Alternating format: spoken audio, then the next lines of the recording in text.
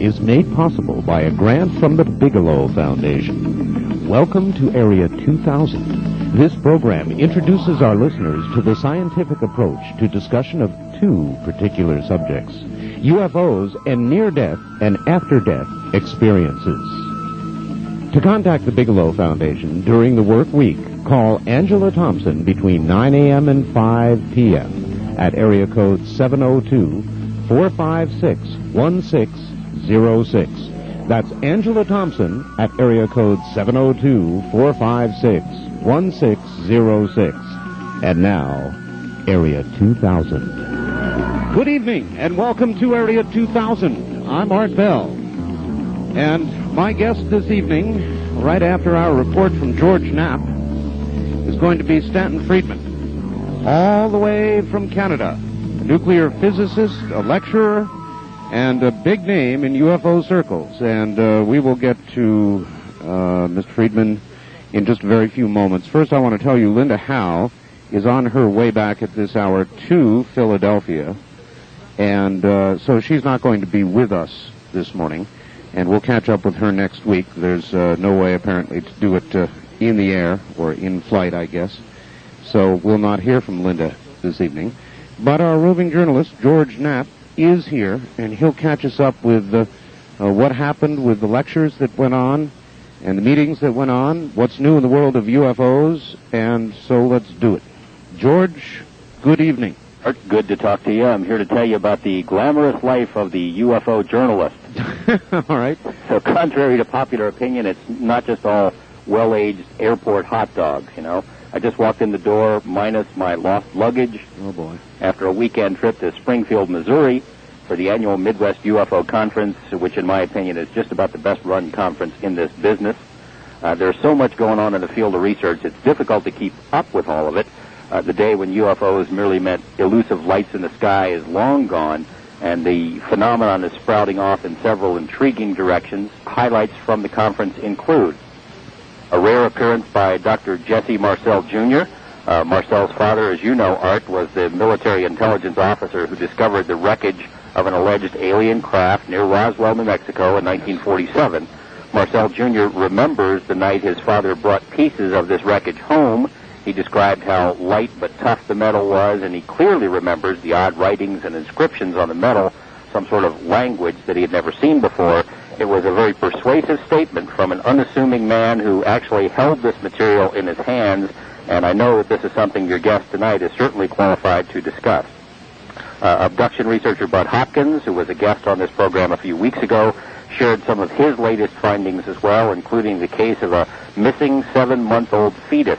One day this lady is pregnant, the next day the fetus is gone, 7 months into the term. Attempts to fully document this case are underway, and Bud says he will keep us posted. I had a chance to have an extended personal conversation with Bud concerning the Linda Corteil abduction case, which occurred in New York City, has been getting a lot of attention, and which was witnessed by several people, including an important political figure. Bud's been hit with everything but the bathroom fixture by his detractors in the past couple of months, and I think the bathroom is exactly where a lot of this criticism belongs. They have been vicious, unfair, and personal attacks on him, probably, I think, because the debunkers, which Stan Friedman certainly knows intimately, realize the importance of this case. That Hopkins is confident, though, he says, when all the evidence comes out, that he will prevail. Also on the abduction topic, a panel of abductees, ably guided by the conference organizer, John Carpenter. They shared some very moving insights into their experiences. You know, it's difficult to hear these gut-wrenching stories and not be affected by them, at least on one kind of an emotional level. Some major crop formation news was unveiled this weekend. Linda Howe, who certainly sends her regrets about being unable to join us tonight, reported on some scientific tests conducted on seeds of plants found inside these crop formations in England. There are apparently clear, scientifically measurable differences in how these seeds grow in comparison with seeds found just outside the formations. They grow slower, at least that's my understanding, and they exhibit several genetic changes. We also know that significant changes in the soil have been measured there, as if the soil had been bombarded by high-energy physics, some sort of particles. That kind of evidence sort of rules out hoaxsters.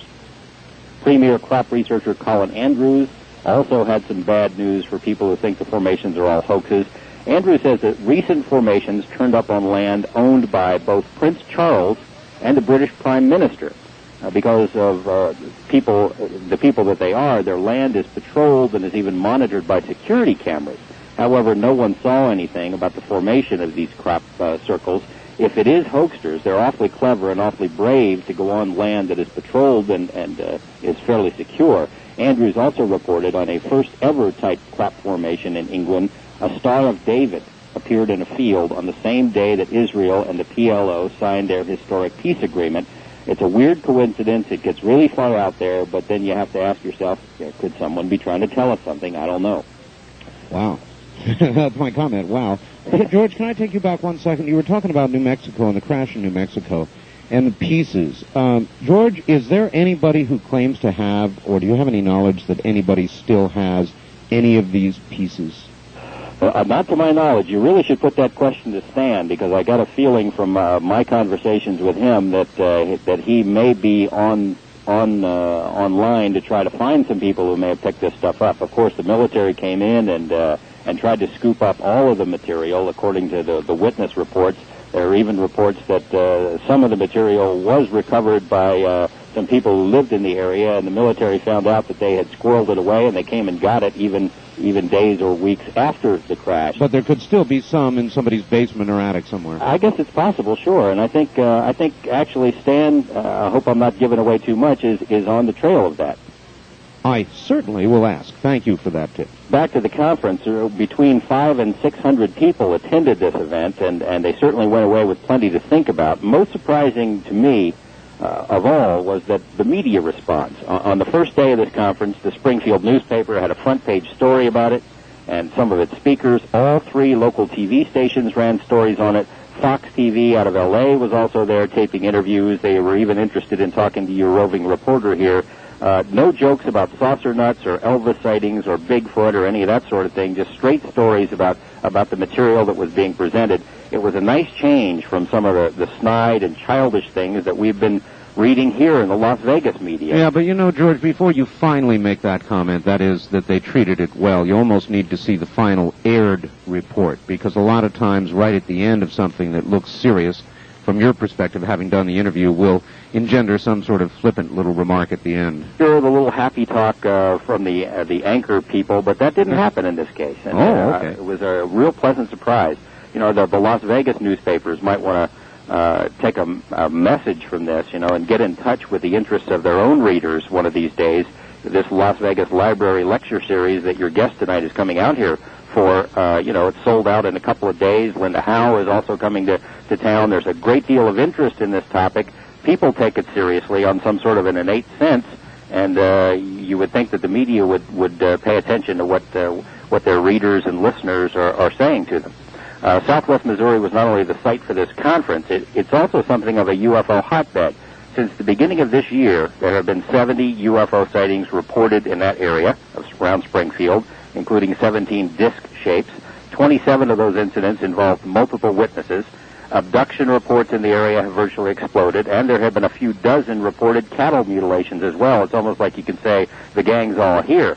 I put the question to John Carpenter, why such activity is so prevalent there. He admits a lot of it has to do with awareness. In other words, when the public becomes educated to look for such things, and as he and his team have done, they find them. And in that sense, it may be that there's a lot more of this sort of activity in the hometowns of our listeners all over the West here, just waiting to be uncovered. We add this caveat, of course, just because someone sees lights in the sky doesn't mean it's an alien spaceship. 90% of all sightings are misidentifications, and just about anyone would agree with that. And just because someone says they've been abducted doesn't make it so, and not every cow that's killed is killed by someone from Alpha Centauri or the ninth dimension. People interested in these types of phenomena certainly need to keep an open mind, tempered, though, with a healthy dose of skepticism. Right. And by skepticism, I don't mean the distorted version of the word, which has come to mean basically it can't be true, therefore it isn't, no matter what evidence you have. One final comment, Art, regarding your guest last week, Dr. Michael Swords. We were certainly glad to have a man with his credentials on the show, but I can't let some of this just pass without comment.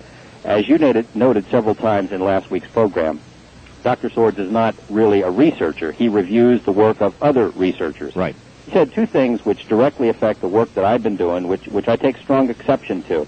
Number one, he said, we've heard nothing out of Russia about UFOs except rumors about what their government knows, and that simply is not true. As we have mentioned before briefly on this program, we were in Russia a few months ago. We obtained several hundred pages of official government and military documents. We interviewed government, military, and scientific people who have a great deal of inside information about what Russia knew about UFOs and knows about UFOs. Solid information, not rumors. They take it very seriously, and they say we take it seriously too. Second thing is, Dr. Sword says there isn't much to this Area 51 stuff. It's all conventional aircraft, although it may be top-secret U.S. planes that people have been seeing. Right. I think that may be true now, but I think there is a lot of testimony and other evidence to suggest that this was not always the case. And we're not merely talking about the Bob Lazar testimony. There's a lot of people who have given testimony about what they've seen out there. And while it may be planes or flares or whatever now, I'm not sure that was always the case. To my knowledge, though, in the 4 years I've been working on this story, Dr. Swords has never spoken to any of the witnesses or investigators. He's never been to Area 51. He has done no investigation whatsoever. And I think it's certainly okay to have an opinion on this or anything else. But if you're going to make the kind of definitive statement that he made last week, I think the audience deserves to know whether you know what you're talking about. It was still an interesting program. I hope you invite Dr. Swords back again sometime. Your guest tonight is a really interesting man. He and I, as you may have guessed, Art, have had some very distinct disagreements about a lot of issues, but it's generally been kind of a healthy disagreement, which is the way it should be, as long as both sides are doing some honest research. Well, give me a couple of healthy directions to look then, George. Where, if I might, where are your disagreements? Lazar, basically. Lazar? Stan has had significant doubts about Lazar all the way along. He has done, I think in fairness to him, he has done a lot more research than just about any of the other people who have who've been down on Lazar and the Area 51 story. In fact, I'm certain that he's done more. A lot of people have taken shots at this area, but have based it on nothing more than gut hunches or scuttlebutt or whatever. Stan has actually tried to do some work. We still have disagreements about the nature of his research and his findings, but as I said, I think that's really a fairly healthy thing for this kind of a field. He knows a lot about UFOs, as much as anyone in the world, I think. No one has worked harder to add credibility to the field. I look forward to hearing him tonight, and I look forward to hearing him here in Las Vegas. Good enough, George. I really appreciate it. Okay. And filling in a little bit on the other side for Linda as well, in a way. He'll be back. All right. We'll see you next week, George. Thanks. Take care. That's George Knapp, our roving reporter who just managed to rove back barely in time from the Midwest to get on the show this morning. Linda did not. She's in the air, and she'll be with us next week. And now, from Fredericton, New Brunswick, Canada, all the way to Canada, we're going to speak with Stanton T. Friedman. He is a nuclear physicist and lecturer. He received an MS degree in physics from the University of Chicago in 1956 and has had 3 distinct careers since then. For 14 years, he worked on the development of a wide variety of classified, advanced nuclear and space systems for such companies as General Electric, Westinghouse, General Motors.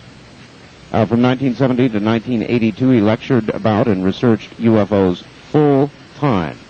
Since 1982, he has combined lecturing, industrial consulting, and various research and communications activities.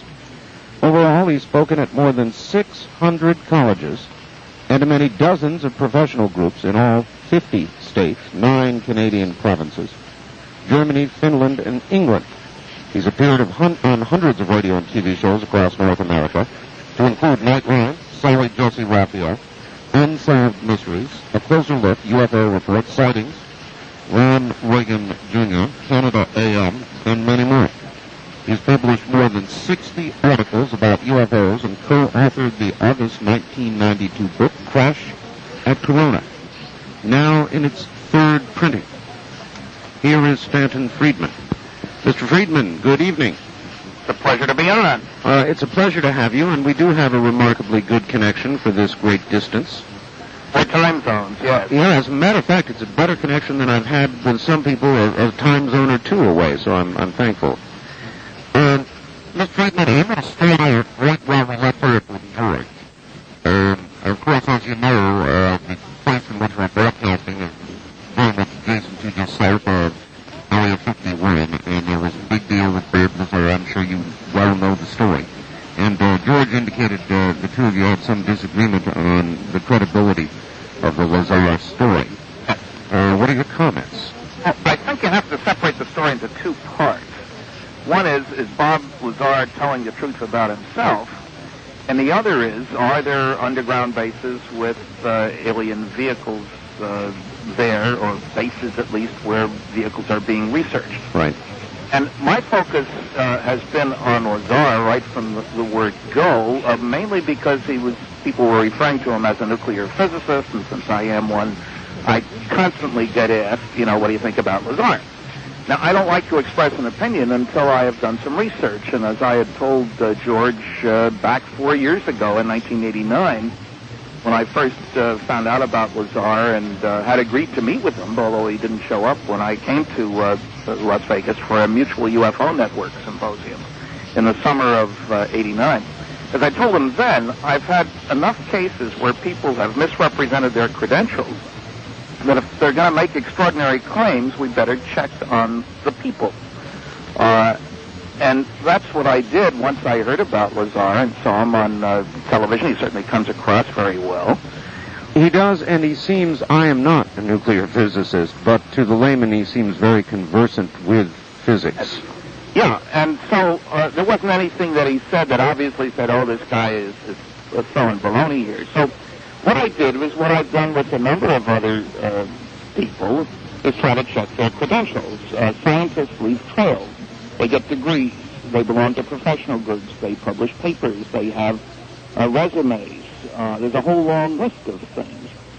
And this is the kind of checking I've done. It has been claimed that Bob has master's degrees from MIT in physics and from Caltech in electronics. Mm-hmm. That he worked as a scientist for Los Alamos National Laboratory. Okay, that's three good places to start. Now, two other institutions of higher learning have been mentioned. He, to me, in the one phone conversation we had, where he promised to send me a resume, but incidentally never did. Resumes are useful because they tell you where. Who did he work for? You can check that way. What groups does he belong to? All that thing. Anyway, he mentioned California State University, Northridge, where, ironically, I will be speaking a few days after I'm in Vegas, and also Pierce Junior College, which is a junior college out in the San Fernando Valley, just northwest of Los Angeles. Mm-hmm. And so I checked all four schools. MIT, I checked both the alumni and the registrar's office, people who keep track of your college records. Now, the alumni office would only matter if you've got a degree, otherwise you're not an alumnus. But the registrar's office keeps track of everybody who ever went there at any time for any length of time. Neither one ever heard of him. Caltech, they never heard of him. In both schools, incidentally, I asked them, I said, well, do you get calls about people claiming to have attended and who never did? They said at least once a week. That's not an uncommon phenomenon. Well, the aspect of this, though, that I'd like to bring up now is that he claims that all of his records of this sort, the ones you're mentioning, somehow have been erased, along with most of the records of his work at some of the facilities he claims he was at. Look, there's no question that the government can refuse to speak about what you did when you worked for them. But people have actually checked yearbooks from these institutions. And incidentally, I did find a record for him, but not at either one of those places or at Cal State Northridge. I found that he had indeed taken courses at Pierce Junior College. Now, the chance of winding up at MIT starting at Pierce are essentially nil, but I've gone a step farther than that. I've checked with the high school that he attended. He took one science course, chemistry. He ranked in the bottom third of his high school class. Again, you don't go to MIT with that background. When he was up at the Alien, I don't know how Las Vegans pronounce that. No, you did just right. The little Alien, I think they call it. Okay. When he was up there, two significant things, and I've got a tape of his presentation, or really he was responding to questions. When he was asked what year he got his degree, he hesitated and said, well, 1982, I think. Well, nobody who's gotten a master's degree from MIT is going to hesitate about what year he got it in. Second, somebody asked him, and this is the kind of questions that I've asked of his supporters there in Vegas, not only for a resume, but I'm more than 20 years older than Bob, and I can tell you who a lot of my professors were and what my textbooks were and their classmates. He gave the name of a professor of physics from Caltech who he was sure would remember him. Well, I tracked down that professor. He never taught at Caltech. He did teach at Pierce, and Bob apparently took some courses under him. But at the same time, when he was supposedly at MIT. Now, so there's no evidence that he went to any of those places except Pierce. Now, beyond that, I checked with Los Alamos. I talked to the personnel office. I gave them two names. One, I knew of a guy who worked there. I had professional dealings with Los Alamos on the nuclear rocket program. And they found my guy. They couldn't find Bob. But as I think George would agree, the phone book listing, which is put forth as proving that he worked there, it does just the reverse. It proves he works for Kirk Mayer, which is a consulting outfit, it's sort of a job shop outfit. You work for them and you get seconded, as we say here in Canada, to the lab. It says K/M next to his name. We found two people in Los Alamos who say that he was a technician out there, and I can buy that. The newspaper article about him in the jet car, and I don't doubt that he drove a jet car. I've talked to people who verified that as well as the newspaper article. But the newspaper article said he worked out at the Clinton D. Anderson, and it's probably a longer name than this, Maison Research Facility. It's slightly different from that. I checked out there. They didn't remember him, but that's not too surprising. It's a user facility. At least where often 1,000 people a year go through there. Groups from all over the world come to use their rather special accelerator. You set up equipment, and eventually you get time on the machine. That would certainly put your name in the phone book if you were there long enough. So he doesn't belong to any professional groups, as far as we can tell, and I've checked the American Physical Society, the American Nuclear Society, and the American Association for the Advancement of Science, and there were a couple of others. But anyway, so there's no evidence at all from anybody that Bob ever attended MIT or Caltech or Cal State Northridge. The government wiping out his records, well, again, they don't go running and pick up all the yearbooks. Where are his copies of his diplomas? Where is a resume? There's just no indication that he is a scientist. What I find intriguing, Mr. Friedman, is that you, as an obviously very thorough researcher, you just documented that, and George Knapp, also a very thorough researcher, both come to separate conclusions on this. It's quite remarkable. Well, the kicker here is that it's like I'm more accustomed, I guess, to dealing with people who misrepresent themselves than George is, to some extent, because I go back a dozen years at finding fraudulent people whose claims included some truth. There was a guy who claimed to be an aerospace engineer and suddenly shows up with a degree in physics. And I checked his employer. I checked the school that he supposedly got it from. And make a long story short, I found that he wasn't telling the truth. But you at least have to hold out the possibility, I suppose, that his claim would be accurate and somehow was erased, virtually erased. I don't see how they could erase him outside of the government archive. That they would lie, that governments can keep secrets about what he might have done for them anywhere at any time, sure.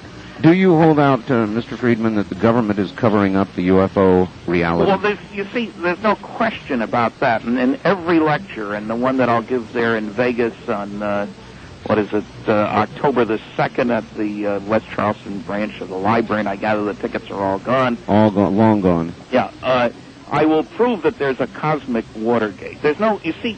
All right, hold the cosmic Watergate thought. We've got to take a quick station identification. We'll be right back. Stanton Friedman, my guest from Canada. We'll get back to it in just a moment.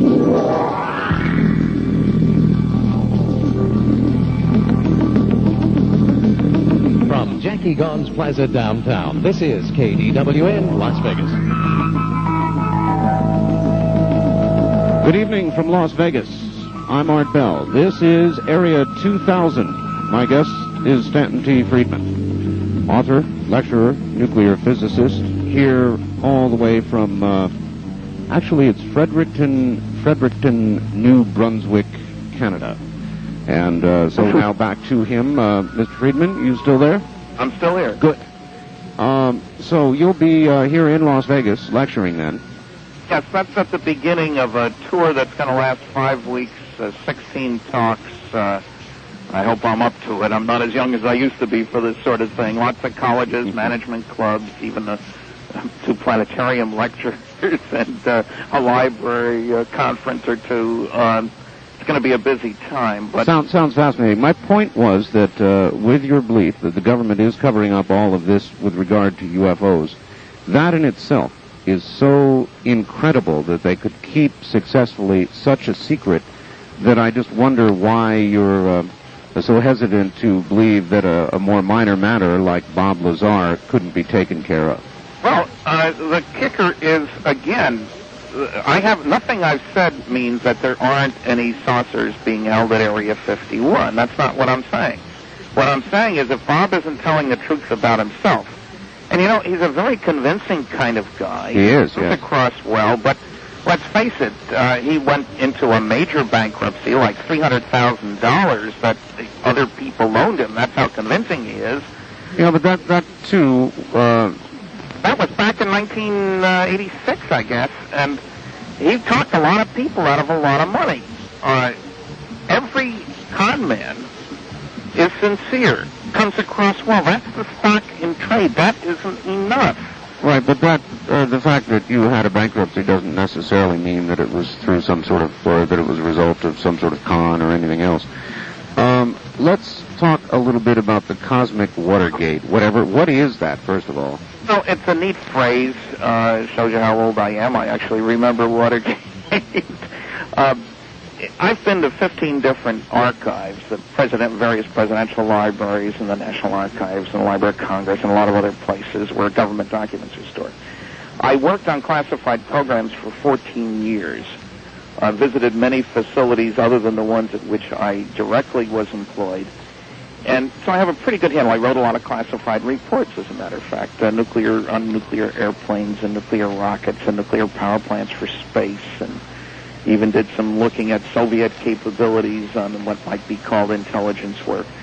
I've got a pretty good handle on how security works. I had to help keep secrets. What I do in my lectures is prove that there is a cover-up by going through this little routine. A group of us called Citizens Against UFO Secrecy went after the CIA for their UFO information back in the late 70s. Mm-hmm. They said they didn't have any. You do too. We do not. We went to court eventually when they denied having any, and the judge asked them to do a search.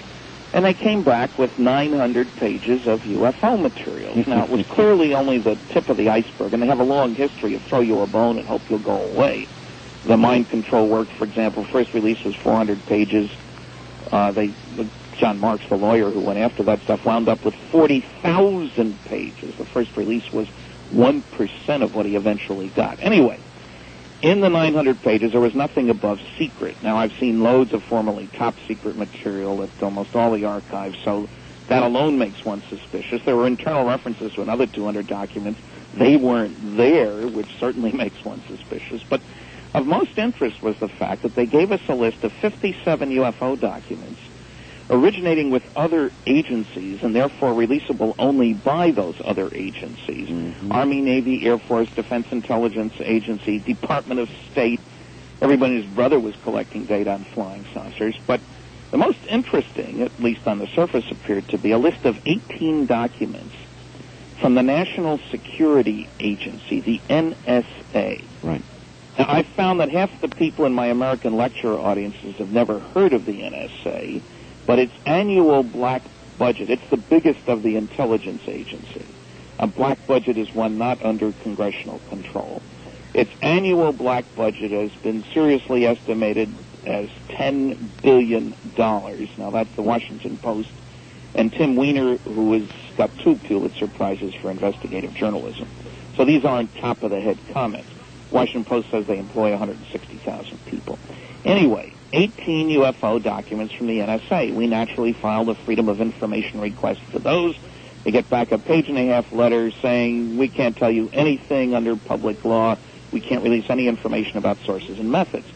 of intelligence work. We don't want those. We just want the UFO stuff. We can't give you anything. All right, Mr. Friedman, while we're on that subject, the Justice Department apparently has just successfully sealed the records away from public view and away from the Freedom of Information Act with regard to Waco. If they can do that with regard to Waco, it seems to me on a secret basis they can put anything they want away, and I just refuse to believe that this Freedom of Information Act accomplishes anything serious. Gives you access to peripheral material. There's a list of exclusions that is a page-long list for each of the agencies, certainly the CIA and the FBI, because I have those lists, which include National Security and Privacy Act and all kinds of other things. Freedom of information is not the magic key, but it does give you some stuff that proves there's a cover-up. That was the point of my story, which I haven't finished yet, namely, we then go after the 18 NSA UFO documents. They refuse to release them. We appeal. They deny. We go to court. Judge says do a search. This is first federal Judge Gerhard Giselle, who was later Oliver North's judge not too long ago. Anyway, ask them to do a search. They come back to court. We know about 18 NSA UFO documents. How many UFO documents did you find, gentlemen? 239, Your Honor. Wow. 79 originate with other agencies, including 23 from the dear old CIA. That leaves 160. They got rid of 4 as being not really appropriate. Fine, we'll take the 156. Gentlemen, you're not hearing us. National Security, we can't give you anything. We're going around in crazy circles here, so we try a legal ploy. It's been done before. We ask that they submit the 156 NSA UFO documents to Judge Giselle so he can determine whether they are properly invoking national security. He absolutely refused to show any, not one, of those 156 NSA UFO documents to Judge Giselle. But they do provide him with a 21-page top-secret plus affidavit in chambers, in camera, as they say. Our lawyer doesn't get to see this document, justifying the withholding of the 156 NSA UFO documents. Wow. The judge was so impressed that he found in their favor they should not release the documents, saying that the public interest in disclosure is far outweighed by the potential danger to the security of the United States. That is incredible. Should this information be released? Now, did he put that on, did he put that on paper? Oh, yes. He not only put it on paper, but we even went a step farther. We appealed to the Federal Court of Appeals, 3-judge tribunal, normally takes 2 months. They got to look at the same darn affidavit, and they agreed with the lower court that information should not be released. We tried to go to the Supreme Court. They wouldn't hear the case. We filed a Freedom of Information Act request for the affidavit. We got it. And at every lecture, I turn the pages so people can see that it's 75% blacked out. There's no question about NSA withholding 156 UFO documents, even from a federal court judge who, mind you, had to get a special clearance to see the affidavit, which is top secret plus. Now, we don't know what the plus is because that's blacked out. But there's a footnote to the story which is kind of amusing. Naturally, I went after the CIA 23 UFO documents that the NSA found. They're supposed to respond within 10 working days to a Freedom of Information request. It took them 35 months to respond. I think that means they work 15 minutes a day or something. But anyway, they agreed to release the first 9, which got me very excited until I looked at them. They were press abstracts, believe it or not, of Eastern European newspaper articles about flying saucers, which the Russians had the day they were published. Their own 14 documents on this small group that the NSA found, they refused to release. They tried to discourage me from appealing. I appealed anyway. 2 years later, total of 5 years, they agreed to release tiny portions of 3 of the 14 documents. On a couple of those pages, you can read 8 words. The security markings are blacked out. Exciting words like doc reference, date, USSR. That's it.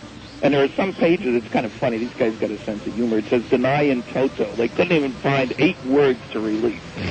So anybody who says that there are no agencies of the United States government withholding any information about flying saucers, as noisy negative as their craft has said many times, it's simply not telling the truth. And that's why I agree except for a withholding, which is the whole point.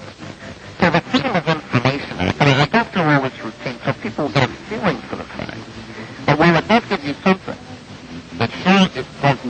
give you access, and the government treats it, I won't say as a joke, but the average time, for example, for mandatory classification review of documents at the Truman and Eisenhower Library by the National Security Council, the average time is running 3 years, and sometimes it takes 6 years to get a response. And you don't know what you're asking for. That's one of the funny things here is that you get a box of documents at, say, the Eisenhower Library, and there'll be 3 withdrawal sheets in it, on each of which are listed 12 different documents which have been withheld for reasons of national security, and the listing is so brief. Memo, Joe Smith, Tom Jones, July 29th, 2 pages, top secret. Now, that doesn't tell you much. Well, it seems to me, though, you have proven something very important, and that is that there is an overriding stated national security reason enough for a judge or a couple of few judges to agree not to let this information out, and that is significant. Yeah, I think it's very significant, and I think for those people who are naive enough to think that governments can't keep secrets, that total black budget that I mentioned, and the book that I was talking about by the Pulitzer Prize-winning author is Blank Check by Tim Weiner, now working for the New York Times, I guess, in the Washington, as a Washington reporter, investigative journalist. He documents a total annual black budget of $34 billion. That's an awful lot of money every year for projects that Congress doesn't control, about half for technology and half for intelligence. The stealth fighter, for example, was developed in a black program. They built, was it 56 before they admitted the program even existed, having spent several $billion. And I stress this because I found that many Americans are terribly naive about secrecy. They forget that the Manhattan Project to develop the atomic bomb involved well over 50,000 people in one aspect or another. And it was held.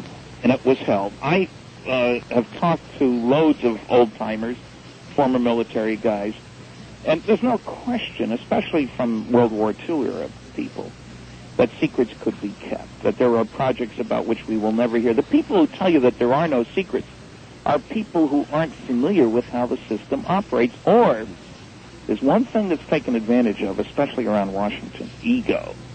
That is to say, if that was happening in this town, I would know about it, say some of these guys. And the government takes full advantage of the need-to-know concept. Well, I'm told presidents are only told what they need to know with regard to this. Is that accurate?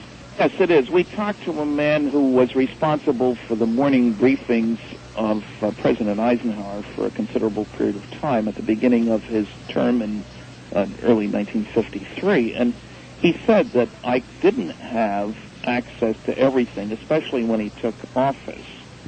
Part of that is for an obvious reason. Presidents are subjected to questions by journalists. They go to press conferences. There are times when if they knew something, they might not be able to lie appropriately. I mean, I'm not saying politicians can't lie.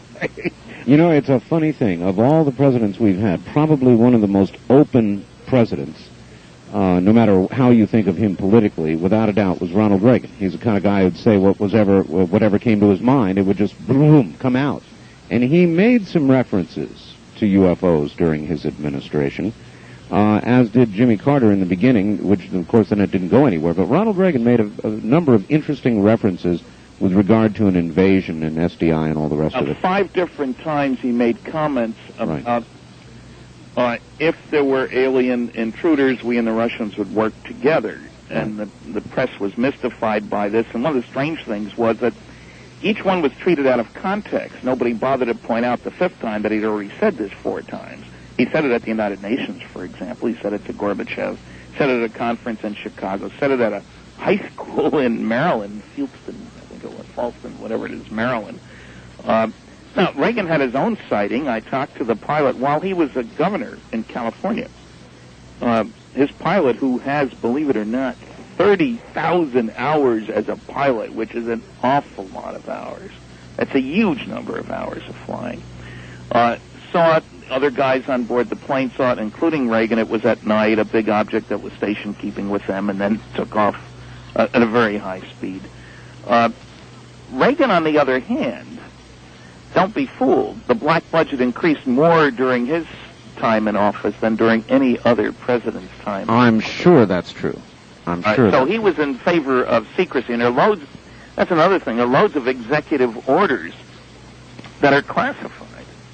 A guy with the Congressional Research Service even wrote an article about the secret government, complaining because these highly classified orders, which set national policy, and things like Vietnam and other such things, involving tens of billions of dollars eventually, were still classified. So anybody who's listening, and of course people around Vegas, there are plenty of people there who've worked on classified programs and know about secrecy.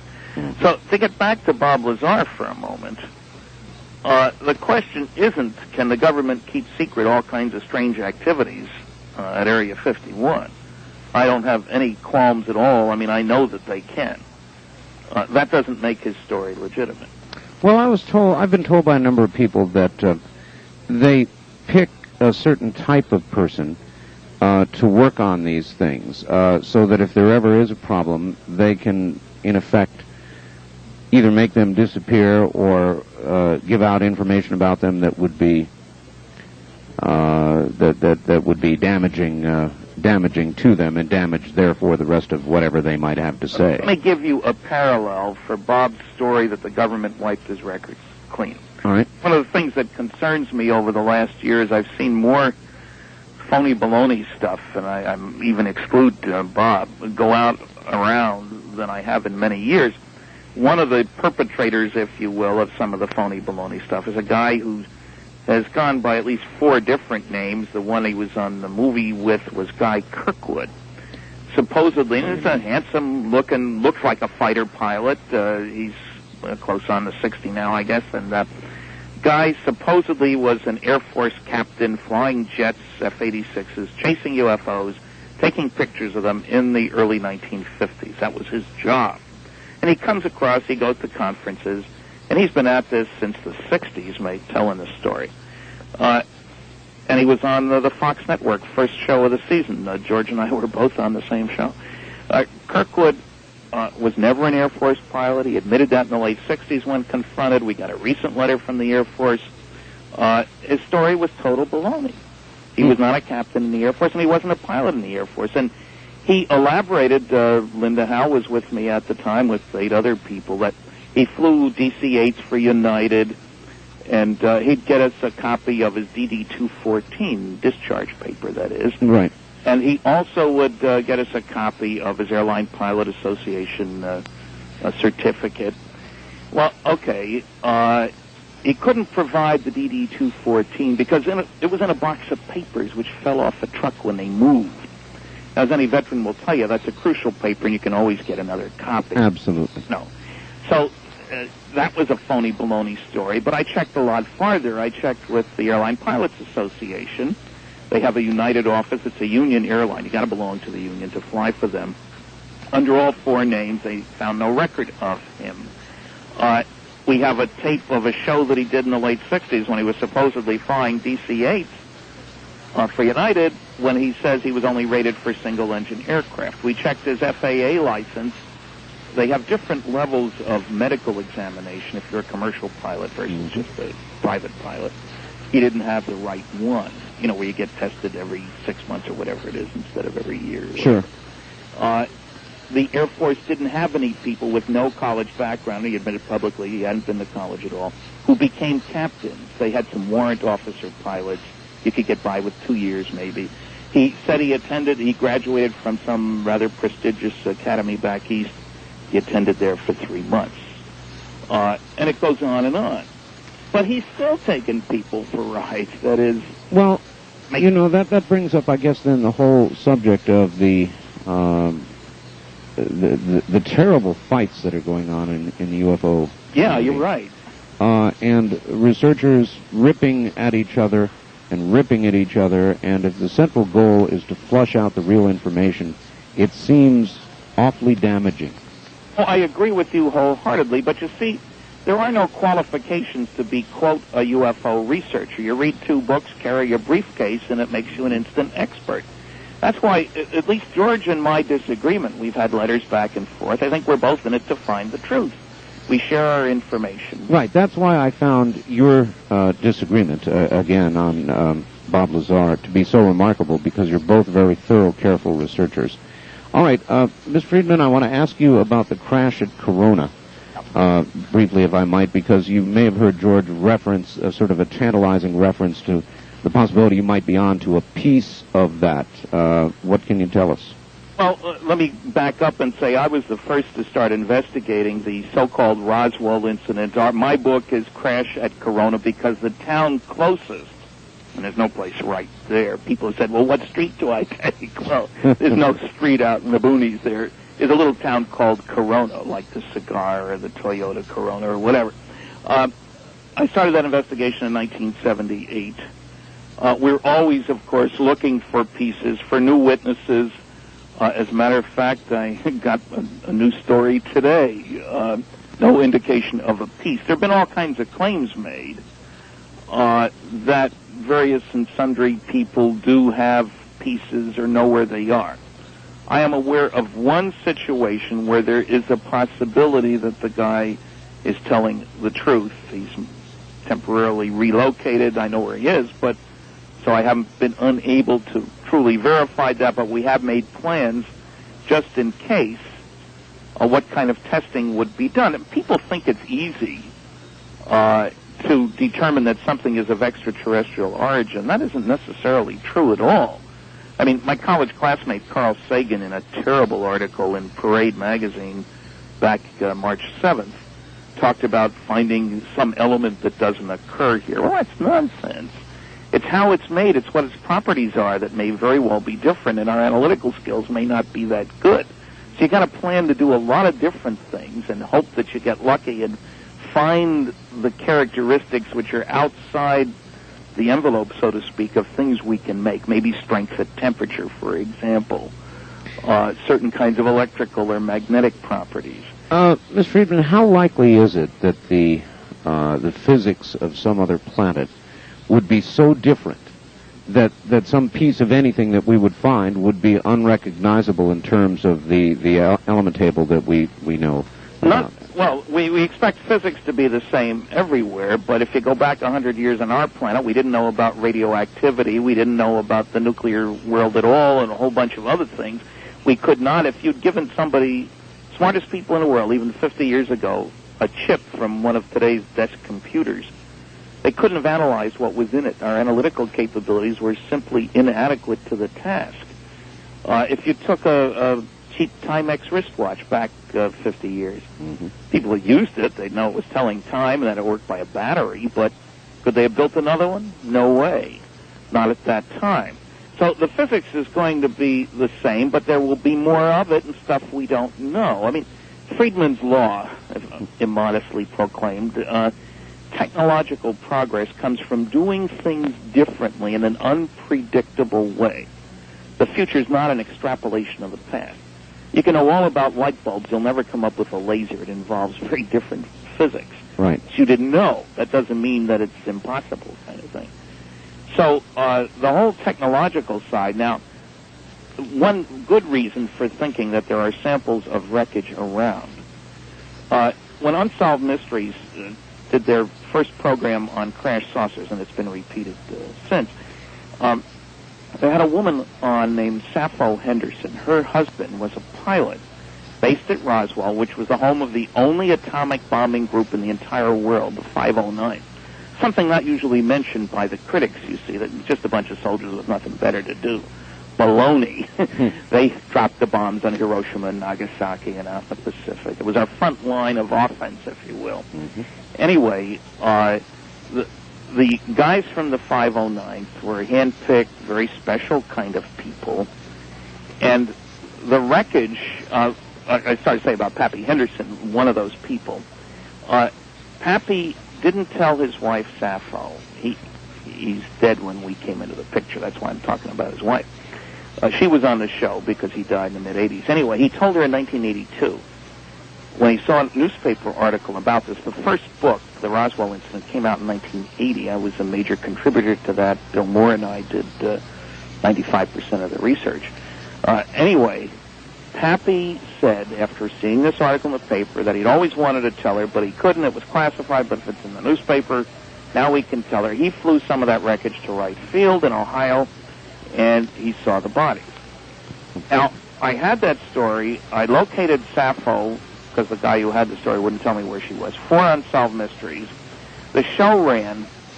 After the show ran, a friend of hers told her that a mutual friend, a dentist named Chrome Schroeder, old friend of Pappy's, not only had been told the story in the late 70s, and I talked to John, got this from him, but in 1979, and this was done on his honor as a former naval officer, never to talk about it, 1979, Pappy pulled a piece of the wreckage out of his pocket and handed it to John.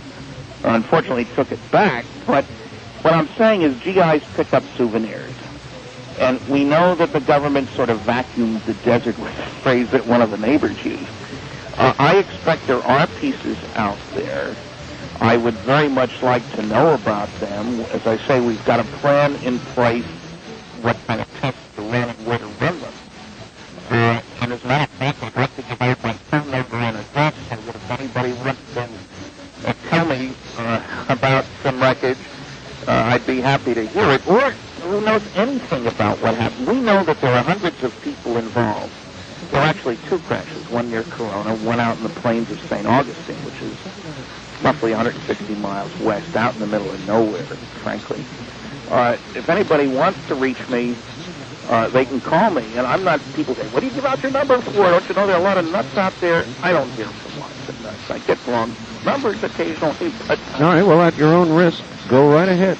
It's area code 506-457-0232, and I should stress that I'm 4 hours ahead of Vegas.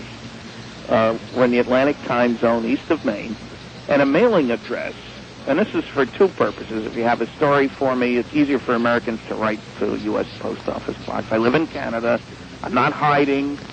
And my number's a Canadian number, but if you want to contact me by mail to tell me your story, give me some clues, and if you want free information, send a self-addressed stamped envelope. You'll get a 990-word article on the cosmic Watergate, among other things. Send it to Stan Friedman, Post Office Box 958, Holton, Houlton, Maine, and that's M-E, not M-A, 04730. Self-addressed stamped envelope for free information. What was the zip code again, please?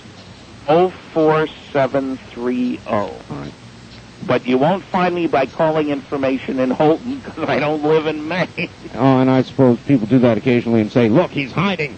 Yeah, and also people have told me that they heard that the CIA chased me out of the country. I see. The FBI. All right, Stanton Friedman, stand by while we do the news here at the top of the hour, and we will come back, and perhaps you'll be willing to take some phone calls. Sure. All right, good. Stay right there.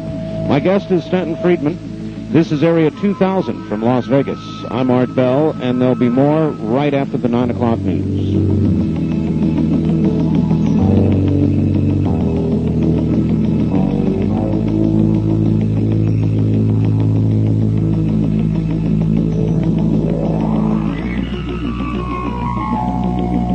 Jackie Gons Plaza downtown. This is KDWN Las Vegas.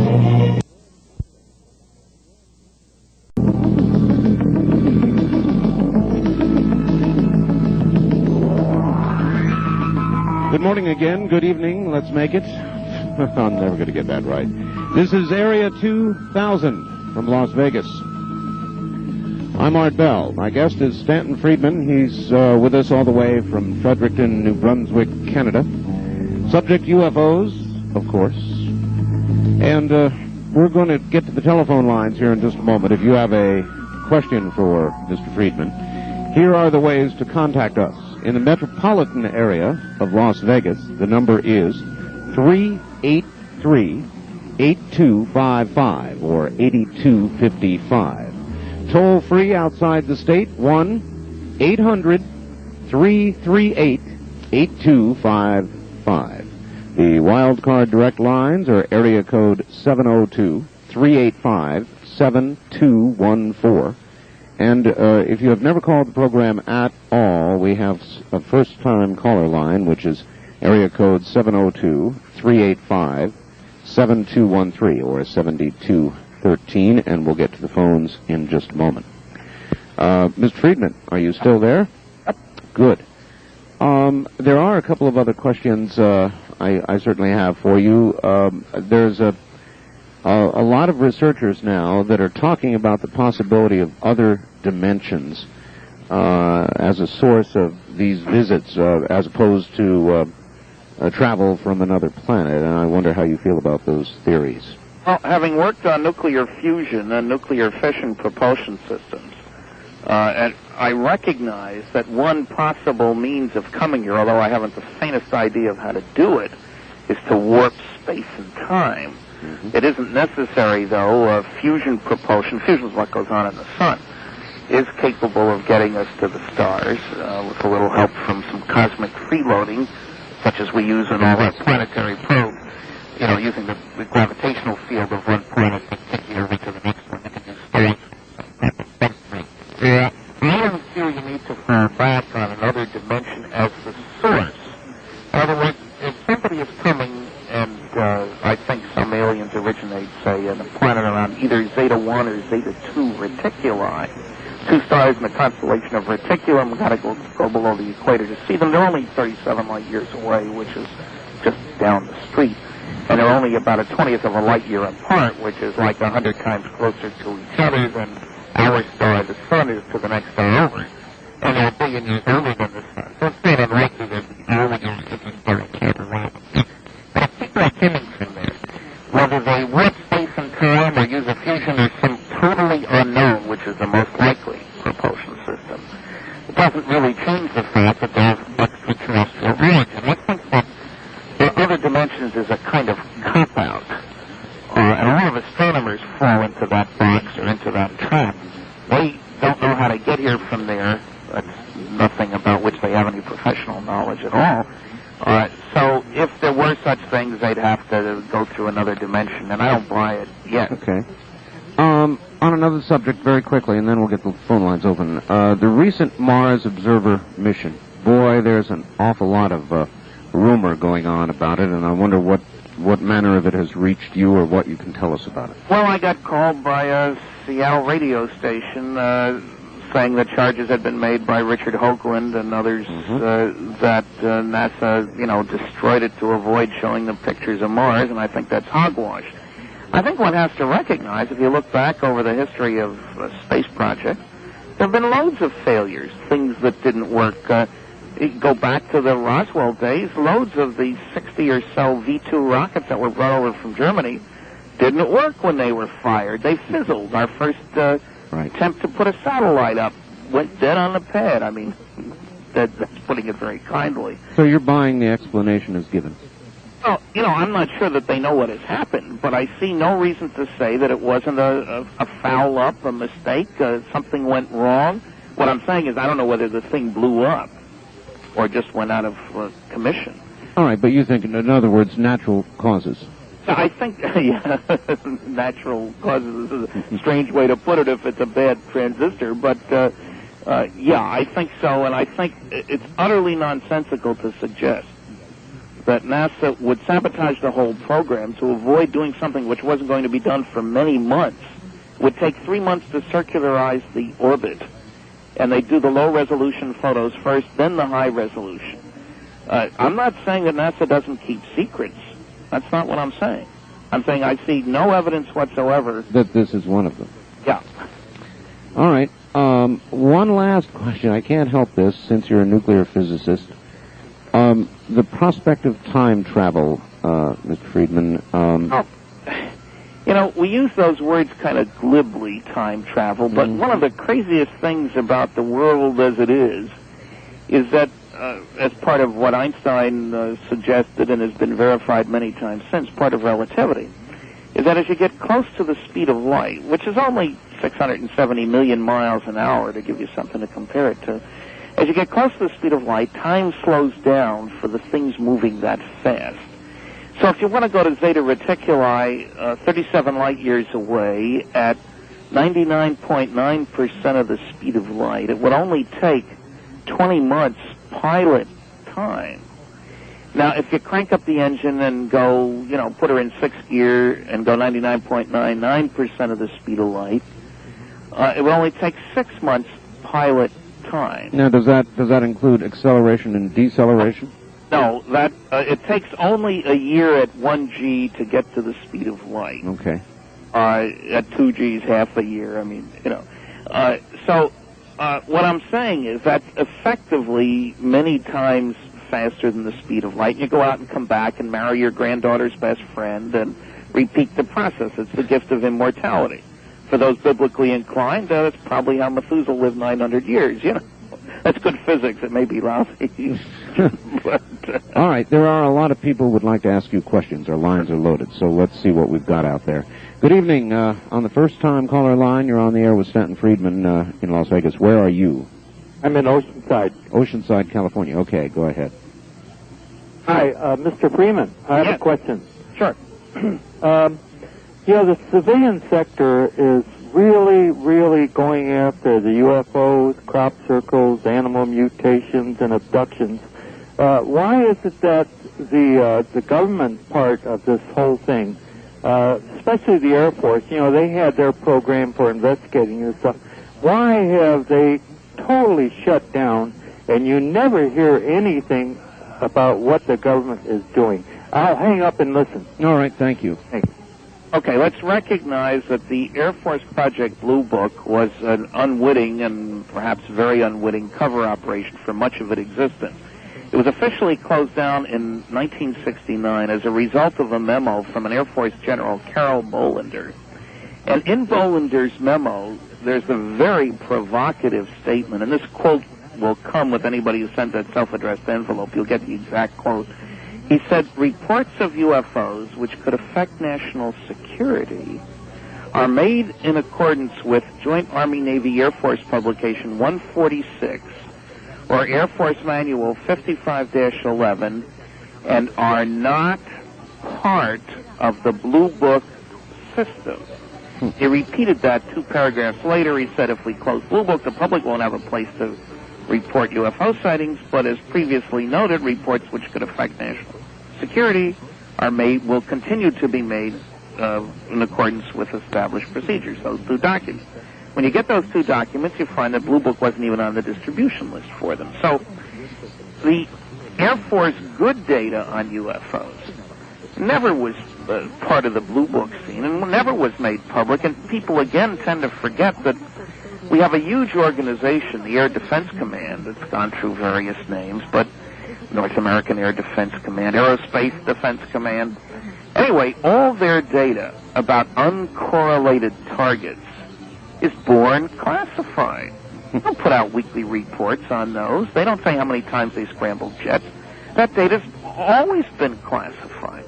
So the reason we don't hear about what the government is doing is because what they're doing about flying saucers is classified. And some of it, well, in a Canadian document that was top secret at the time it was written, been declassified, I think by mistake, 1950. They said flying saucers most classified subject in the United States, even more so than the H-bomb. So there's an enormous difference between public reports of things in the sky or landings or whatever, and the reports that could affect national security. For example, flights down the runway at a SAC base where nuclear weapons are stored. I would say they could affect national security. You betcha. What, Mr. Friedman, does your government in Canada I'm do? an American, so I got 2 governments. Well, all right, but you're living there, so I suppose technically it's your government in a way. What is Canada doing since you're there? Does it treat all this identically to the United States? No, not quite. On several different levels, there are significant differences. One, it is part of the Joint Army-Navy Air Force Publication 146. The Aerospace Defense Command is a joint Canadian-American project. Canada's a bigger country physically than the United States, and it used to be thought if the Russians were going to attack, they'd be attacking across the top, so the DEW line and all that early warning stuff. And so they're part of that on a classified level. they do something that isn't done in the United States. The National Research Council collects reports of UFOs. Unfortunately, they knew nothing with them other than label them as meteor and non-meteor, and they're only interested in the meteor. There's a lot of good stuff, in other words, in the official files that nobody looks at. There isn't quite the same sense of official ridicule. I just got, Friday, a letter in response to a Freedom of Information request for some Air Force office. They responded sending along a copy of a 1987 release, which was just a dupe of what they put out when Blue Book was closed in '69, saying the same outrageous things that were said then. One of them, they said out of 12,000 some sightings, only 700 remained unidentified. Now, suppose you tried 12,000 drugs to find a cure for AIDS. If you found 700 that worked, would you say only 700, therefore there are no cures for AIDS? No, it is really, it's exposing the intent in the end statement in the report. There's no question about it. Ms. Friedman, one other subject, Linda Howe, who you're very familiar with, looks very carefully at crop circles and the crop circle phenomenon as well as some other things. What do you think of this crop circle business? Any comment? It's an exciting, intriguing mystery. The question is how much of a connection there is with flying saucers. I resist putting all the mysteries in the same box and shaking them up. I don't know what's causing them. I would like to know. I think we tend to lose sight because of the beauty and majesty and frequency of the crop circle reports of the fact that there are more than 4,000 physical trace cases directly associated with flying saucers from 65 countries. These are cases where people see a saucer on or near the ground, and after it leaves, one finds the equivalent of burned circles, burned marks, swirled vegetation, etc. Nothing nearly as exotic as the crop circles. And in 24%, something over 1,000 of these cases, beings are seen. So these are really the close encounters of the second kind, not the crop circles. Mm-hmm. The crop circles are an intriguing mystery, which may indeed be produced, but I think by aliens, but they could be produced by our own intelligence services. I often think of the scenario, there are a lot of reports, and Linda has mentioned some of them, about lights, small lights circling around the crop circle formation. Yes. And I keep thinking that, gee, I'll bet the aliens sent them down to figure out, what are these idiot earthlings doing now? All right. Wildcard line 3, good evening. You're on the air with Stanton Friedman. Hello. Hello. Where are you, sir? I'm in Las Vegas. All right. I just need to turn down my radio. Turn it off, actually. Okay, it's off. All right, go ahead. My question to Mr. Friedman, has he heard of any pilots that have suffered a psychosis from testing that new technology? All right. Thank you. Okay, let's separate the question. Certainly, there are loads of pilots who have had UFO sightings. Dr. Richard Haynes, who is retired from NASA Ames Research Lab up in the San Francisco area, has collected more than 3,500 cases of pilot sightings. So there's lots of them, and some of them very good, multiple witness, long duration, electromagnetic effects, compasses swirling, the whole business. Any physical effects? No, that's what I'm trying to think about, other than the psychological problem. I'll give you an example. A pilot told me that he had a sighting when he was flying an airplane, a helicopter rather, in Vietnam. It circled around their helicopter several times, quite spectacular, and he reported it. And then the big shot, high-ranking officer comes to him a couple days later and said, "You didn't see anything the other day, did you?" "Yes, I did. I reported. You didn't hear me." "You didn't see anything the other day, did you?" And they go back and forth, and finally he gets the picture. "You like flying?" "Yes, sir." "You didn't see anything, did you?" Now, and of course he finally said no. Right. Psychological trauma from that. But in terms of physiological effects directly associated with observing a flying saucer, not that I'm aware of offhand. Bright lights, but I wouldn't call those. And fear, there's a famous Iranian jet case where all the offensive systems went off on the F-4 aircraft, American plane, Iranian pilot, chasing a UFO not far from Tehran back in the 70s. And I can imagine if all your systems go off, all the electrical systems, there's a strong fear, they call it. I'm sure there would be. Yeah, but in terms of, just directly because of seeing the saucer, I don't know of it. All right. Line 1, you're on the air with Stanton Friedman in Las Vegas. Good evening. Yes, good evening, Art. Good evening, Mr. Friedman. Hi. I think what that last gentleman was referring to was on a show that was on this last week called The X-Files. I didn't see it. We don't get it up here, unfortunately. Well, what they're saying is with Art's flying saucer, that the people that fly that are supposed to have ill effect to them. That's apparently the case they had made. Well, that's an interesting thought, but I don't know of any evidence for that. And I don't know how you'd find it either.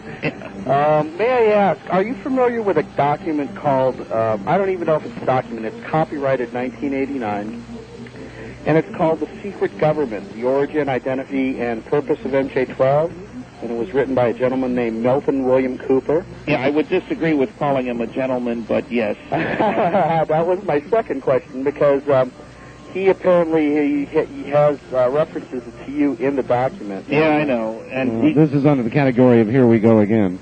Well, the kicker here is Mr. Cooper tells a great story. He's apparently a very good speaker, as an evangelical type. I mean, powerful speaker, and I don't deny, I'm not knocking speakers since I'm one myself. But in his book, Behold the Pale Horse, I read over the sections dealing with me, and, for example, I am accused of being a CIA employee. And I will categorically state that I have never worked for, with, associated with the CIA or any other government agency, except when I was in college for 2 weeks in 1952, I worked for the post office, delivering mail in Linden, New Jersey. All right, caller, thank you. Yes, but if you were a CIA employer, Mr. Friedman... I know, I couldn't say that. Well, that's right.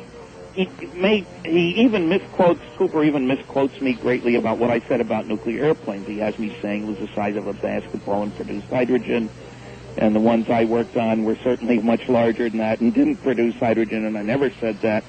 Mr. Cooper has claimed he was on the briefing team for the Commander-in-Chief of the Pacific Fleet, which is an interesting claim considering that he was a hydraulics mechanic in the Air Force, switched to the Navy, was an E6, which is not a high rating, has no college background. To say that the Navy in the 70s couldn't find anybody with a better background than that to be part of the briefing team is unimaginable. I gave him a list of names of the the think pack, whatever it's called, commanders, except I sort of mixed them up in order, and he couldn't even pick out the name of the one who was in charge at the time he claims he was there.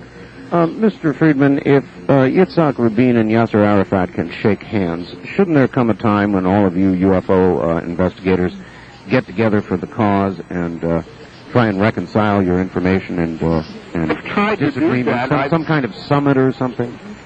Well, there ought to be some rules of the game. I agree with that. And there have been people who have disagreed. Not only George and I, but Ivan Lackman in Long Beach actually taught a course before it, an appropriate for your show, but really UFO abduction experiences were like near-death experiences or like the birth experience, really the other end of that system. And Al and I strongly disagreed about that. We never said bad words about each other. All right, while we're on the subject of George, I have him on the line, Mr. Friedman. George, you're on the line with Stan Friedman.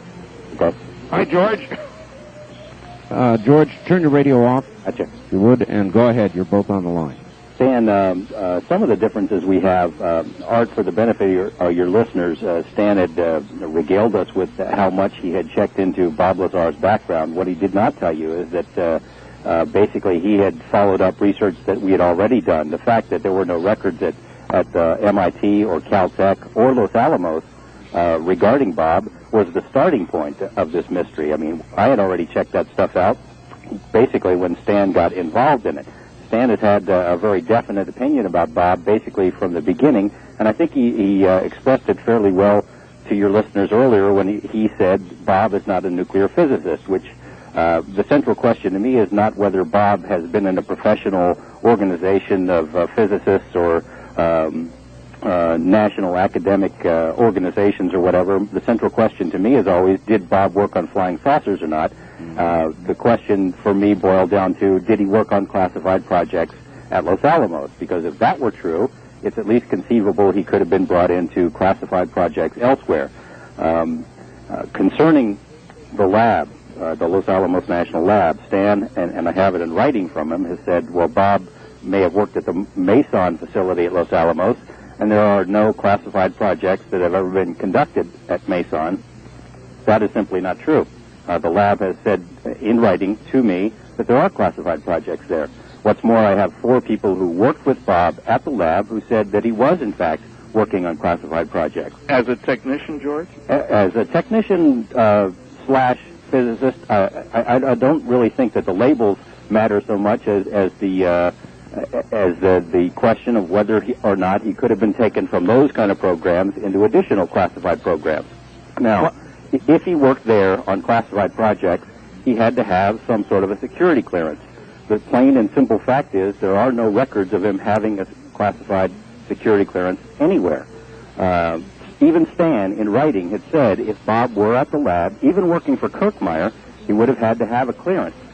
Every government agency that I have contacted, and there have been several over the years, have denied having any records on Bob. In fact, one person that Stan has contacted himself in regard to Bob's bankruptcy, either Stan or some of the people who are working with Stan, confirmed for Stan that Bob was, in fact, working on classified projects. Now, some people showed up in Los Alamos with people that, asking questions of people that Lazar knew. The questions began with this: we're looking for dirt on Bob Lazar. That's sort of a pejorative beginning for an investigation. I don't know why that's connected with me. As a matter of fact, I got some feedback that indicated somebody was blaming that on me, and it had nothing to do with me. Well, let me put it this way, Stan, is that in the communications that you and I have had, especially concerning the bankruptcy, which I think, sometimes you go too far, not necessarily you, but investigators, in the sense of how much you can invade a person's privacy. As Art was alluding to earlier, because a person has had a bankruptcy doesn't necessarily mean he's George, a bad person. One of the people that was contacted concerning Bob's bankruptcy, one of his major creditors that was listed on the bankruptcy, was a guy who had very bad opinions about Bob and who said bad things about him. But one of the things that this same person said was, even though Bob owed him money, was that, yeah, I remember he worked on classified projects. My question is, where are Bob's records concerning that security clearance? Because the lab denies having them. All these government agencies deny having them. A second point. Let me ask something that... Well, let me go on for just a second. Concerning his high school records, you called his high school, and I thought it was very interesting the comments that they gave to you, because if they gave them to you, they were clearly violating all kinds of privacy statutes. I called them after you did. They categorically denied giving you or anyone else the information that you have claimed to have got from them. And if they did, they broke the law. I've asked Bob to go ahead and request his high school records. Good. He has done that. All right, both of you, hold on just 1 second. We'll be right back. You're listening to Area 2000. At the moment, George Knapp and Stanton Friedman. We'll be right back.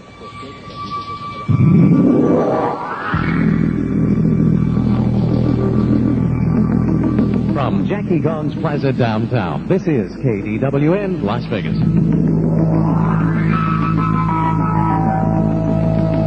Good evening, everybody. Area 2000 continuing on a Sunday evening. I'm Art Bell. With me on the telephone, George Knapp and Stanton Friedman, and you're both back on the air again. In addition, Stan, to the high school thing, which they categorically denied telling you or anyone else what you have claimed, I'm going to get that in writing from them. One of the other points that you raised, you had gone to Los Alamos, gave a lecture, and you told me in a letter that someone had come up to you out of the crowd and said that Bob Lazar was a con man. Well, I know who that person is. I've contacted him. I've talked to him.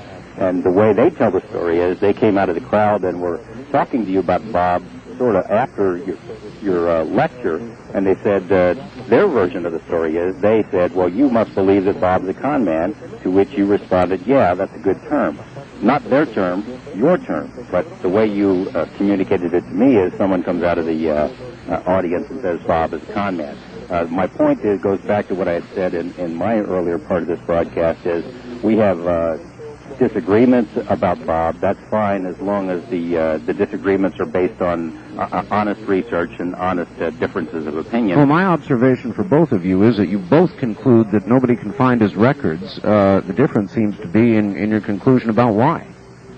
Oh, the question I have here, if Bob has degrees from MIT and Caltech, where is there any evidence of that at all? And if he doesn't, then that means he's intentionally, I guess is the word, misrepresenting his background. Well, none of that means there aren't saucers out at Area 51, and I've never said that there weren't out there. I don't know whether there are or aren't. But why should it be up to me to prove that he has degrees from two of the most prestigious universities in the country? And why would anybody accept the notion that they can go, that the government can wipe out his yearbook pictures, his memory of what went on there, any indication that he was there? I'll put it this way again. I think the central question is not whether Bob went to a school or not. If he is lying about his educational background, and I have admitted, Stan, even in your presence and in public appearances, that I find this to be the weakest part of Bob's story. I've never caught him in a lie. I've never caught him in an inconsistency, but I have been bothered by the lack of documentation on that. But Bob would not be the first person who has exaggerated his educational background in whatever field. The question to me is not whether he went to Caltech or MIT. The question is not whether what he did or what classified project he worked on at Los Alamos. The question to me is, did he work on flying saucers? And if he worked on classified projects at Los Alamos, which at least 4 people who work there now have told me is a fact, it is conceivable to me that he could have been taken into other kinds of classified projects here in Nevada. And that's the central question. Not whether he's a real physicist, not what school he went to, did he work on this program? The fact is that what Bob's story tells us is confirmed by many, many other witnesses who I have interviewed over the years, who are still talking to me, in fact. The story is consistent, the facts are consistent. That is the central question, not what school he went to. But, George, his credibility is the central question, it seems. Well, it's a central question to you. Well, it's a major part of the story simply because there have been over the years so many other people who mix truth and fiction. I know, and you should be intimately familiar with him, Stan. I will raise the name of Gerald Anderson, the primary new witness in your book, Crash at Corona, a person who you based a great deal of your book on concerning the Roswell crash, and who turns out to be basically bogus. Not quite, George. That's a long story, and I don't know whether you've seen the papers I've written about, in effect, the crash without Gerald Anderson, and it wasn't the crash at Corona. I mean, well, okay, that's the title of the book, but it's the other crash that he was concerned with. I gave you a plug there, by the way. I understood. Appreciate the plug. I wish only the publisher was alive and well in so many books.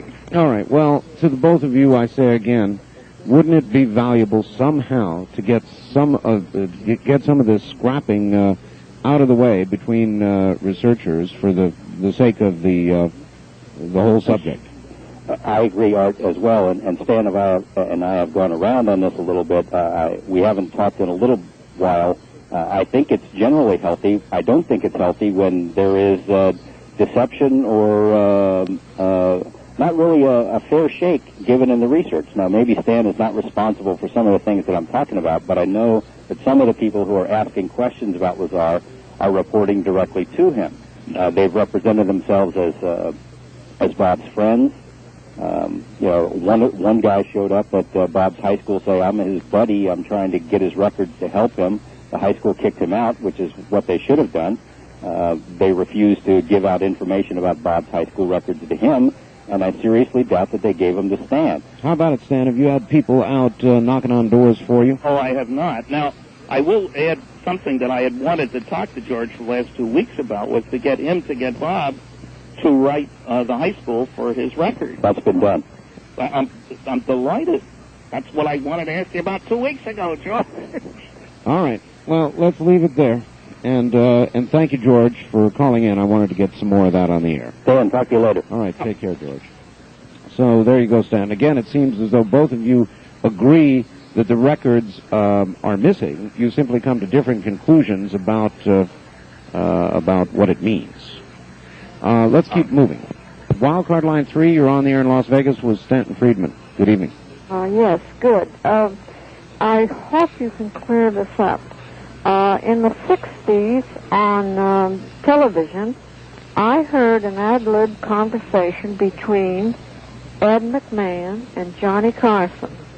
And Ed McMahon said he was stationed at that base and that he was in a bus going on leave with all the other fellows, and they came upon this confusion, and I've forgotten whether he said he saw all that had taken place. I'm sure he didn't say that. What base was this? Janet Welfare. Oh, yes. And that the lights and the traffic jam and so on. And the next day, he didn't get out of the bus. The next day, he and his friends went back to take pictures. And they were taking pictures of this giant crater. And I don't believe they mentioned anything about, this is so long ago, that they mentioned anything about debris. But the military came and took the film away from them.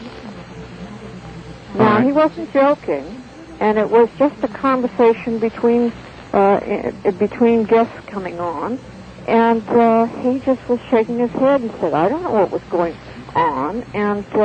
Well, did he use the term flying saucer or UFO? They were talking about that subject, and I understand that in the 60s, that's the first I'd ever heard of such a thing.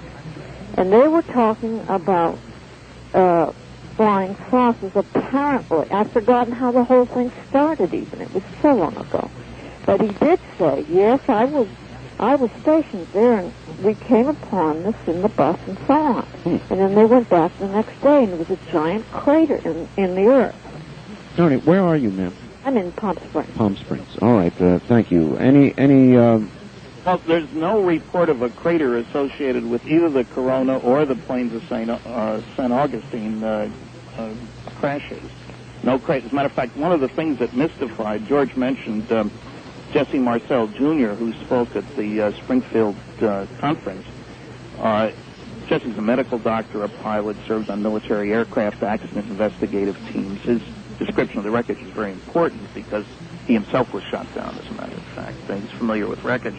But one of the things that mystified his father, who was the intelligence officer for the only atomic bombing group in the world at the time, when he came across all this wreckage that led to it by the rancher out near Corona, was that there wasn't a crater. Here's this stuff strewn across an area 3/4 of a mile long and a few hundred yards wide, and there's no crater, so it had to be some kind of an airborne explosion of some sort, but no crater. No crater at the other place. That's odd. Well, I don't know what that story refers to. Well, maybe she caught that on the Carson show on satellite, and she, during one of the commercial breaks, they made a comment. She may have caught it that way. Line 2, good evening, you're on the air with Stanton Friedman. Yes, Mr. Friedman claims that the MJ-12 documents are authentic, but articles published in the Skeptical Inquirer magazine prove that the MJ-12 documents... Hardly. I have responded to those articles. Anybody who sends for a free list of materials of one of the documents on there is a 108-page report. As a matter of fact, I even collected $1,000 from the man who wrote the 2 articles in the Skeptical Inquirer about MJ-12 for proving him wrong about the type on one of the Majestic 12 documents. For a reader's information, in 1984, December, a man received a roll of film on which were 2 sets of 8 negatives each of a top-secret magic, M-A-J-I-C, not G, eyes-only document, a briefing for President-elect Eisenhower, dated 18 November 1952. So he was the President-elect. That was before he was inaugurated, after he was elected, which it claims that the government established in 1947, President Truman established a group called Operation Majestic 12. to deal with the crashed flying saucer and recovered near Roswell, New Mexico. And it listed the members of the group, and it's a whole long, involved story, which is discussed. So you claim that the alleged memorandum from President Truman to Secretary of Defense Forrestal of September 1947 was not typed on a typewriter model that didn't exist in 1947. That's right. And I also pointed out that the date on there, one of those obscure little details, September 24th, 1947, period. There's a period after the date. And the word September is slightly lower than the numbers. The numbers are higher, if you will. And they were clearly done in a different typewriter from the date. And that typeface matches that on a memo from one of the people who were mentioned in the memo, Dr. Vannevar Bush, who was the top scientific person in the country during World War II and for some time afterward. He was over the atomic bomb project, for example. Well, what about the alleged signature of Harry Truman on the 47 document that is shown to be an exact duplicate of one that's found on another one of Truman's papers, which is an impossibility because no two signatures of an individual are ever exactly the same. Well, as a matter of fact, even that quote, which is given in the article from a book by a man named Osborne on question documents, which is listed as 1978. It was actually written before 1910 and was dealing with traced forgeries, which were a major problem before we had Xerox machines. Even the quote 2 lines later that book says, that you can have identical signatures. And Truman certainly wrote his name a lot. After the 48 election, which he won to some people's great surprise, he wrote thank you notes, and he wrote a letter to his sister saying that he was signing about 500 an hour. Now, nobody has established that there are no other pairs of signatures that are identical. The expert, Osborne, that you can get identical signatures, but not consecutively. So, there is no substance to those articles. They're dealt with at considerable length in several of my papers. And as I say, I got paid $1,000 for proving the skeptic wrong about the type on the third document, the Cutler-Twining memo. So it's easy to be a debunker. There are 3 basic rules. Don't bother me with the facts. My mind's made up. What the public doesn't know, I'm not going to tell them. And if you can't attack the data, attack the people. And this works extremely well in all fields. You don't need to know anything. Well, how do you explain that the dates used on the 1952 Eisenhower briefing document are written in this strange, mistaken style that William Moore used in his own correspondence? Well, the notion... We'll have to hold it there. Thank you. Go ahead and respond to that. Yeah, the date format in the briefing is indeed a little unusual. 18 November, 1952. It's the comma that bothers some people.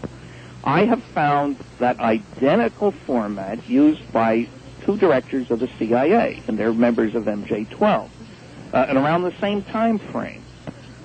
It's not that unusual a date format. All right. Let's hold it there then, Stan. We've got a first-time caller here. Where are you calling from, please?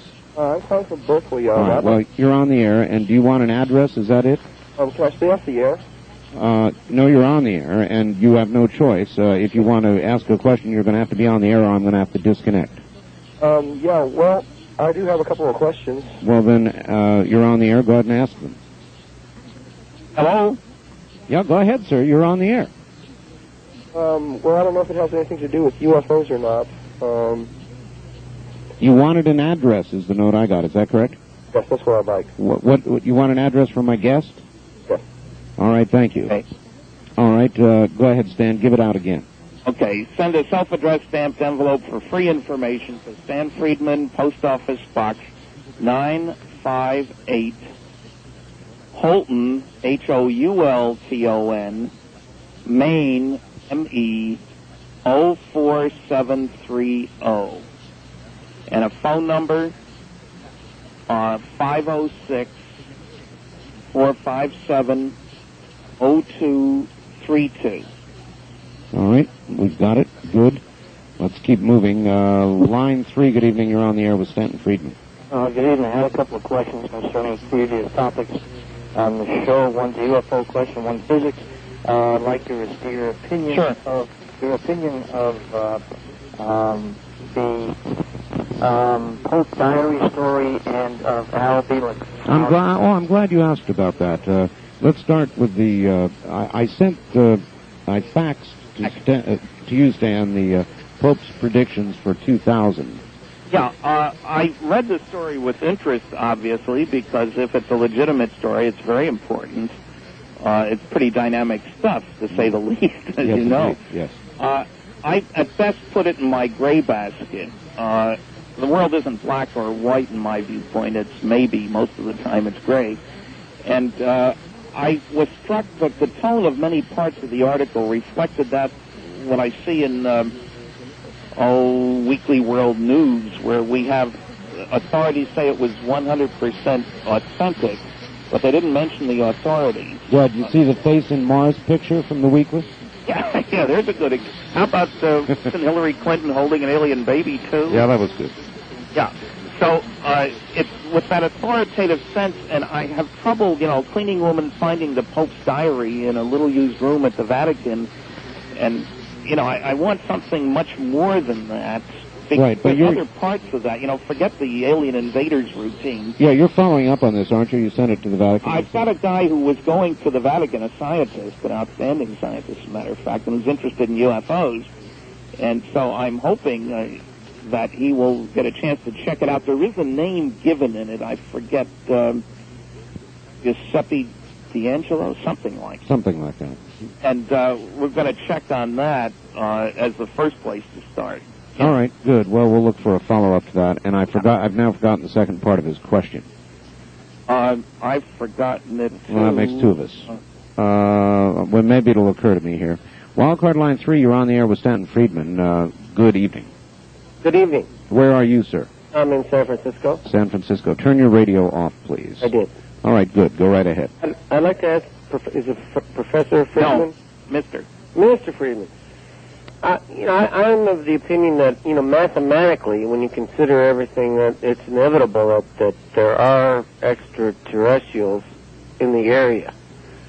But if theoretically, it seems to me that these people would have a vested interest in traveling in shrinking time. In other words, in order to be here, it makes sense that they would have to be living in the future.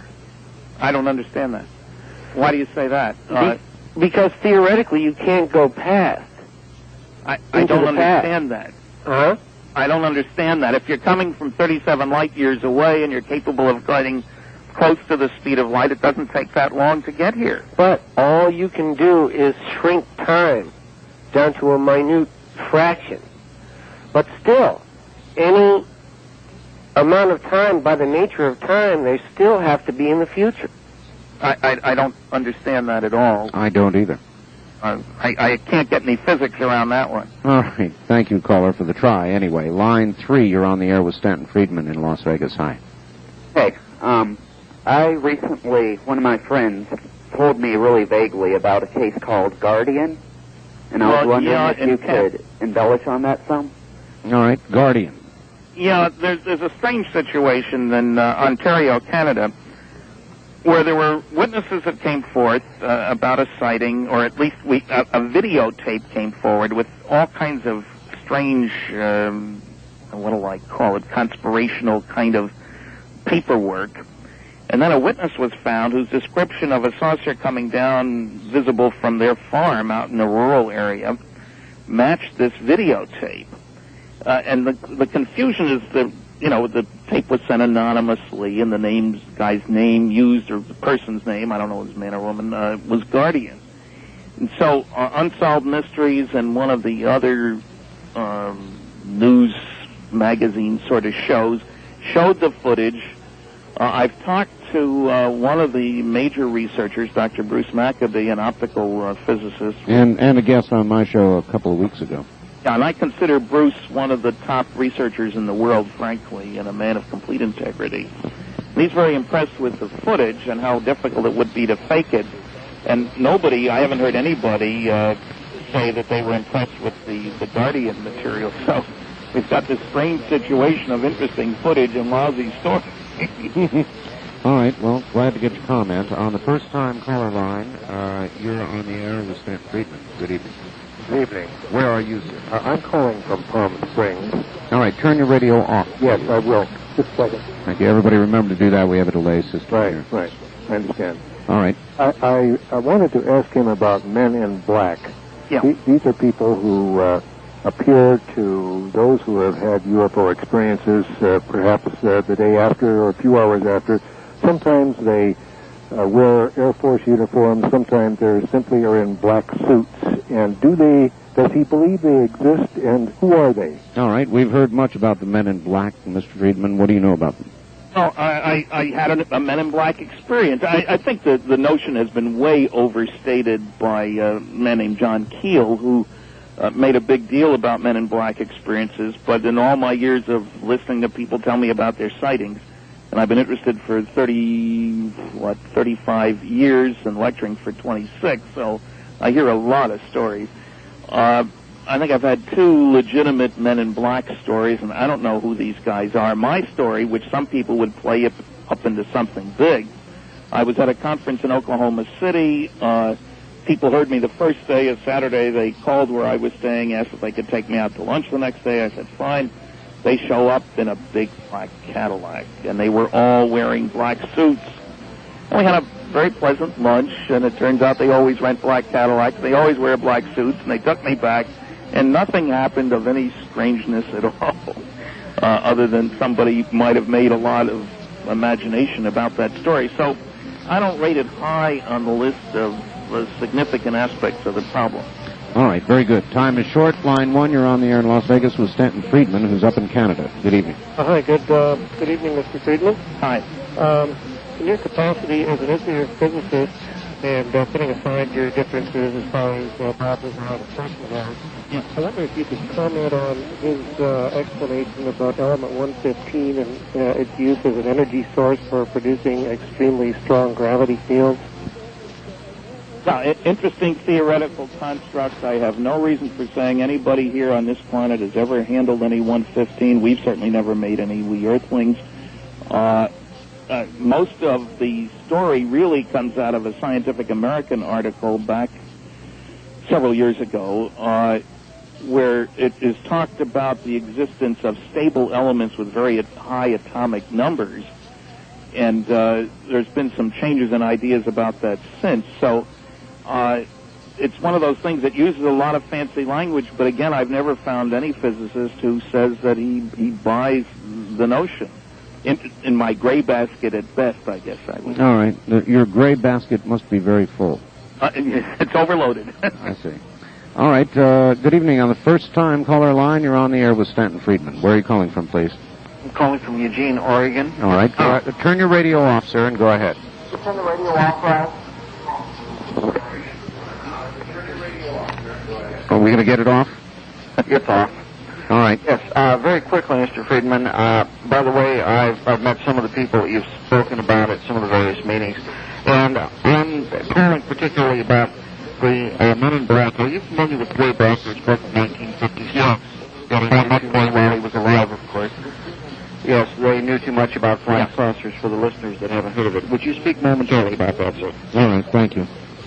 Just as I said earlier, I don't consider this an important part of the story, that some people have been threatened, sometimes by phonies, people trying to get information. There are some UFO investigators, as George Knapp and I would certainly agree, who resort to all kinds of tactics, intimidation or otherwise. But I can't make a big deal out of they knew too much, and there's been several other articles that dealt with this sort of thing. But Gray was a great collector, not so much an investigator. All right. Line 2, good evening. You're on the air with Stanton Friedman. How are you doing? I'm fine. I've got a question for Mr. Freeman. Bob Lazar, there is a tape out by a company here, and they want quite a bit of money for a video.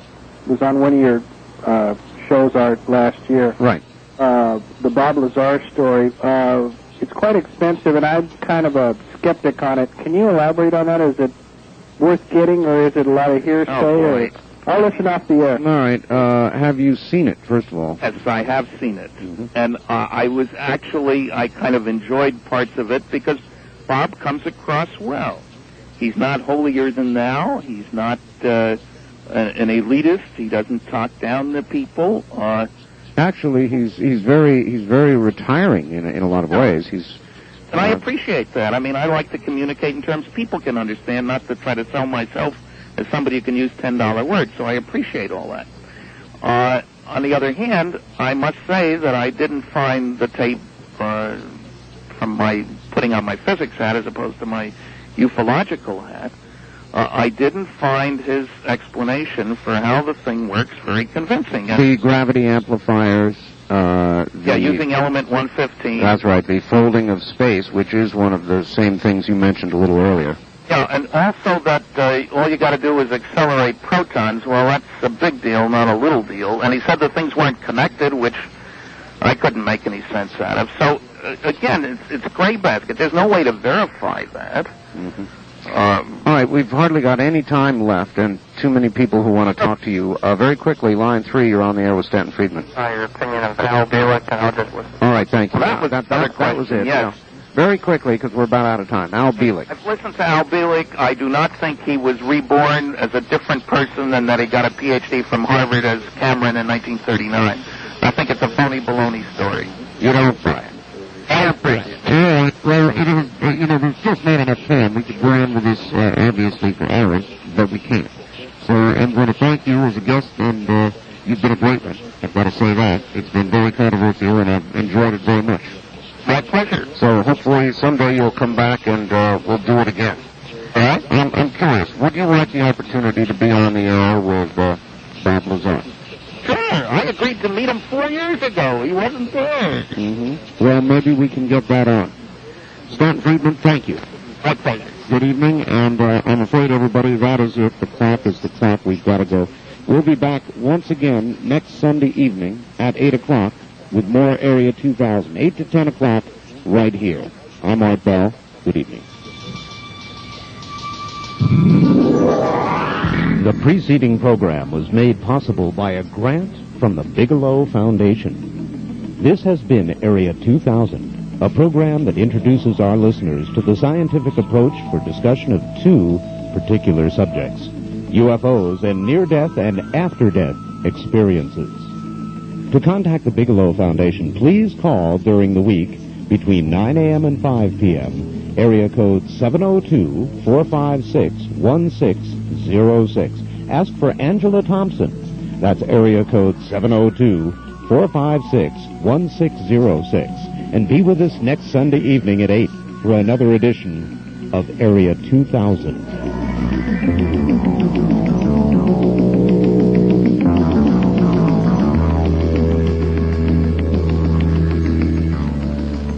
From Jackie Gons Plaza, this is KDWN Las Vegas.